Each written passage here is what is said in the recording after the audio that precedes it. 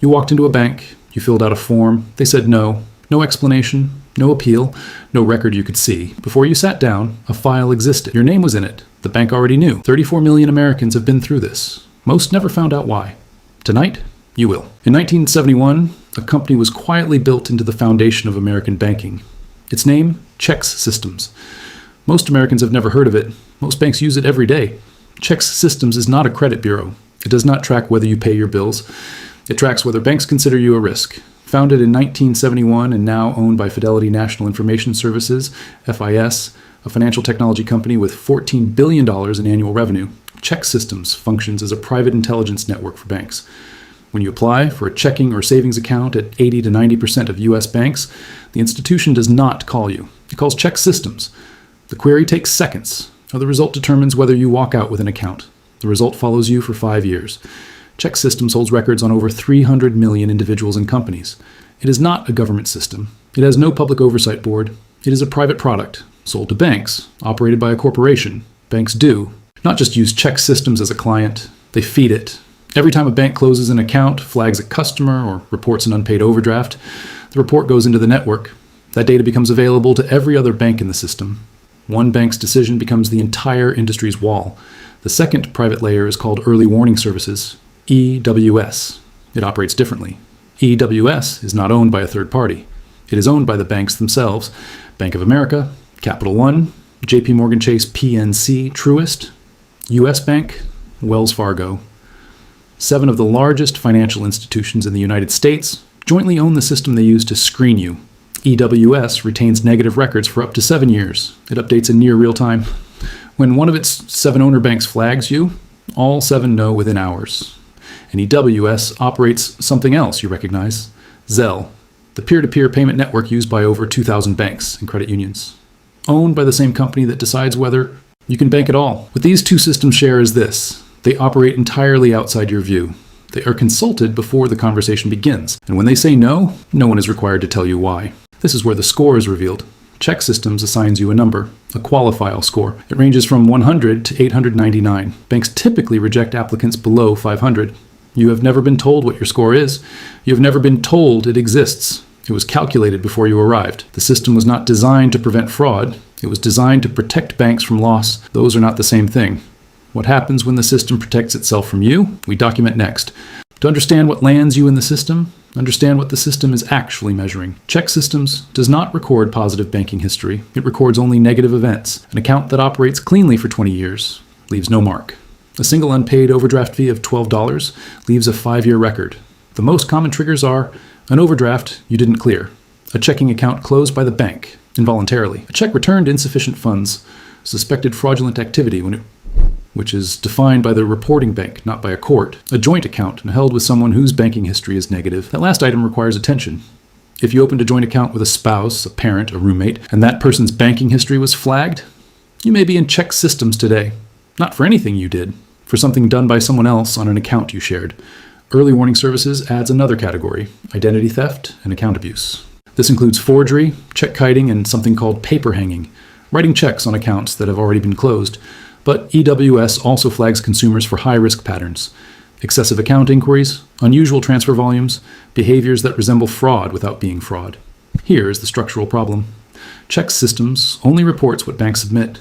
Banks are not required to report under uniform standards. What one bank defines as account abuse, another bank considers a manageable overdraft. No standardized definition exists for fraud. No standardized definition exists for account abuse. One institution closes your account and reports it. Another institution in the same situation does not. The first report follows you everywhere. The second never happened, and accuracy is not guaranteed. Up to 1/3 of consumer reports contain errors, mixed files, and where information from one consumer is entered under another's name are documented. Identity theft victims are flagged as perpetrators. Banks enter incorrect dates, wrong balances, and unresolved fraud that was never corrected in the system. A ChexSystems entry appears in your file within 24 to 48 hours after a bank submits it. Your ability to open an account can be revoked while you are unaware anything was filed. EWS updates in near real time. One of its 7 owner banks submits a flag at 9 a.m. By midday, the other 6 may have access to it. You're not notified. You're not asked. You have no appeal window before the record exists. The joint account revelation.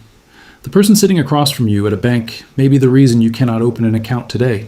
their history, your record. The file does not distinguish between the two. What the banks have never told you is how long the system holds the record, and who holds the record against you, even after it should have expired. The duration of the file is the next intelligence briefing. ChexSystems retains negative entries for 5 years from the date of the incident. Early Warning Services retains records for up to 7 years. Those are not the same timelines. If both systems have a record on you, ChexSystems may clear at year 5. EWS may not clear until year 7. 2 years of continued exposure after you believe the record was gone. There is a second problem. Payment does not erase the record. If you owe an unpaid overdraft fee and you pay it, the debt is cleared. The ChexSystems entry remains, the flag stays, the 5 years continues from the original date of the incident. Paying what you owe does not move the clock forward. It does not remove the mark. Some banks, upon reviewing your case, may choose to submit a deletion request. They are not required to. The decision is theirs. When the 5-year period expires, the entry drops from ChexSystems. It does not erase from all records. Some banks, in their own internal systems, have retained ChexSystems history and may continue to factor it into account decisions even after the official reporting period ends. You were never informed of this. There's also the accuracy problem, which compounds over time. ChexSystems does not automatically verify the data it receives. It records what banks report. If a bank reports incorrect data, a wrong date, a wrong balance, a wrong reason for closure, ChexSystems enters that data. The burden of correction falls on the consumer. You must request your report. You must identify the error. You must file a formal dispute. ChexSystems has 30 days to investigate. During those 30 days, you are still flagged. If ChexSystems contacts the bank that submitted the report and the bank confirms the original entry, ChexSystems accepts that confirmation. The bank that made the error is also the bank asked to verify whether an error was made. Courts have taken up these disputes. Consumers have won cases under the Fair Credit Reporting Act against banks and against ChexSystems when errors were documented and disputes were ignored. But the default position of the system is to uphold the report. The burden of proof rests with you. The system assumes its own accuracy. This investigation is part of a series. Empire of Secrets publishes one classified briefing per week. If this file matters to you, subscribe. That is the only way you receive the next one. What the record costs you is not just a bank account. It costs you access to the modern financial system in ways that compound. The full economic architecture of being locked out, documented next. When ChexSystems or Early Warning Services closes the door, it does not close one door. It closes every door the modern financial system requires you to walk through. Today, a checking account is not a financial product. It is infrastructure. Without one, you cannot receive direct deposit. You cannot pay rent through automatic transfer. You cannot pay utilities online. You cannot access most employer payroll systems. You cannot build a credit history through routine banking activity. You cannot qualify for most mortgages in an increasing number of states and cities. You cannot pay for basic goods at stores that no longer accept cash. The unbanked in America number approximately 5.6 million households as of 2023, according to the Federal Deposit Insurance Corporation. But 19 million more households are underbanked, meaning they have accounts but rely on alternative financial services to function. Combined, roughly 1 in 5 Americans lacks full access to the banking system. The alternative services they use are not equivalent. They are designed to extract value from those who have no alternative. Check cashing services typically charge 1.5 to 3% of the face value of a check. On an $800 paycheck, that is between $12 and $24 every pay period. Over a year, between $300 and $600, simply to access money you already earned.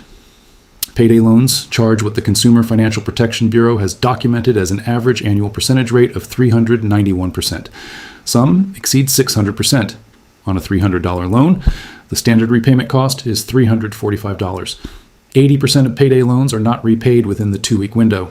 The loan rolls over, the fee applies again. The cycle continues. The Brookings Institution has calculated that an unbanked person may spend up to $40,000 over a working lifetime on check cashing services alone. That $40,000 in fees paid to access earned income, not invested, not saved, extracted. The Financial Health Network estimated that unbanked and underbanked Americans collectively spent $189 billion in fees and interest in 2018. That is not their debt. That is the cost of the gate. The demographics of who is locked out are not random. Federal Reserve data documents that black adults are unbanked at a rate of 14%, Hispanic adults at 11%, white adults at 4%. Among households earning below $25,000 annually, 22% are unbanked. Among households earning above $100,000, 1%. The gate falls disproportionately on those who can least afford the cost of being outside it. ChexSystems holds no record of having been told this. The system has no mechanism to correct for it. The $40,000 lifetime extraction. That number was not charged for a loan. That number was not a penalty for default. That was the price of access to your own money. The cost to the individual is documented. The cost to the system, the structural logic that makes this profitable, has never been fully accounted for publicly. That accounting happens in the final act. The companies that operate these systems are not public utilities. They are commercial products. ChexSystems is owned by FIS, Fidelity National Information Services. FIS reported $14.1 billion in revenue in 2023.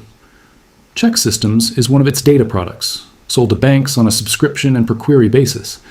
Every time a bank runs a ChexSystems query on an applicant, FIS is paid. Approximately 80 to 90% of U.S. banks use ChexSystems. FIS documents over 9,000 subscribing institutions across more than 100,000 individual bank branches. Every application query is a transaction. Every denial is still a paid query. Early Warning Services does not sell data to banks. Its 7 owner banks are both the product's users and its owners. They collectively built the infrastructure, and they exclusively benefit from it. When the system rejects an applicant, the 7 banks avoid the customer they did not want. When the system accepts an applicant, the 7 banks gain a new account. EWS also generates primary revenue, as documented in the U.S. Senate Permanent Subcommittee on Investigations in July 2024, from the data it collects from consumers and member banks. The consumer whose data is being sold has not consented to this. The structural incentive of both systems runs in one direction: report more, flag more, retain more. ChexSystems penalizes banks for underfiling. The regulatory environment punishes institutions that fail to report account abuse. The regulatory environment does not penalize institutions that over-report. The system is structurally biased toward accumulation of negative records. There is also the EWS Zelle connection, which closed the regulatory loop in December 2024 and continues in the courts. The Consumer Financial Protection Bureau filed a lawsuit in December 2024 against Early Warning Services and 3 of its owner banks, Bank of America, JP Morgan Chase, and Wells Fargo, alleging that between 2017 and 2023 Zelle, users lost over $870 million to fraud that EWS and its bank owners allowed to continue. The CFPB alleged that EWS prioritized speed to market over consumer protection, launching Zelle without adequate fraud safeguards specifically to compete with Venmo and PayPal. The CFPB lawsuit was subsequently dropped after the change in federal administration. The New York Attorney General filed a parallel lawsuit in 2025, still active. The company that operates the network used to screen whether you can bank also operated the payment network that allowed over $1 billion in fraud to move through accounts it was supposed to be protecting. Both cases involved the same institution. Both decisions were made by the same ownership group. The banks that decide who gets access also designed the system that enabled fraud at scale. An empire of secrets investigates the systems most people are never shown. This is not the last one. Subscribe to receive each new briefing the week it publishes. The next investigation, already in progress. The question this video does not answer is the question viewers now have the framework to ask themselves. That question is posed in the closing. Here's what you now know. 2 private systems operate inside American banking, outside public view. ChexSystems, owned by a $14 billion financial technology company, holds your banking history for 5 years. Early Warning Services, owned by the 7 largest banks in the United States, holds it for 7. 80 to 90% of American banks consult one or both before they speak to you. Payment does not remove the record. Error is not automatically corrected. The bank that filed the report is also asked to verify it. The cost of the gate falls hardest on those who can least afford it. $189 billion in annual fees extracted from those without access. $40,000 in a working lifetime, paid to access earned income. The company that screens who can bank also operated the payment network that allowed $870 million in documented fraud. The same ownership group, the same institutional decisions. You were not supposed to know any of this. Empire of Secrets publishes 1 classified briefing each week. If this investigation changed what you know, subscribe. The record you were never shown is now open. The next investigation goes deeper.